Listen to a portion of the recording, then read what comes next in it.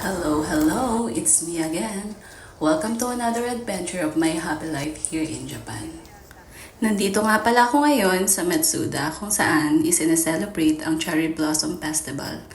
Bukod sa cherry blossom na nandito, makikita nyo rin ang sobrang gandang bulaklak na ito.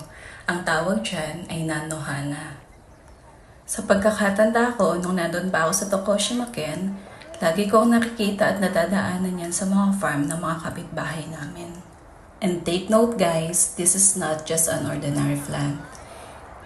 May iba't ibang mga restaurant din na ginagamit ito at inilalagay to decorate their food. And this plant is also edible. Kinakain din siya at palagi siyang nakasama sa mga traditional Japanese cuisine dito.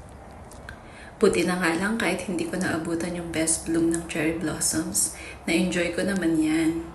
At ang view dito, sobrang ganda talaga.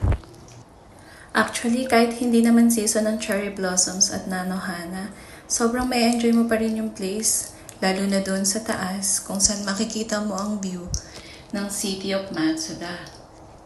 Buti na nga lang din at sinamahan ako ng kasamahan ko sa trabaho na Japanese na pumunta dito.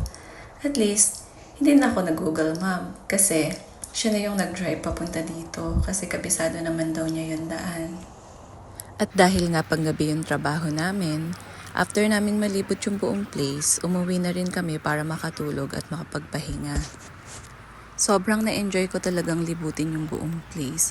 Sabi ko nga sa kasama ko, next time gusto ko ulit bumalik dito para makita ko naman yung view niya sa gabi. So guys, hintayin nyo yun ha. Isasama ko uli kayo para makita nyo din ang night view ng City of Matsuda. Thank you for watching. See you again next time. Bye!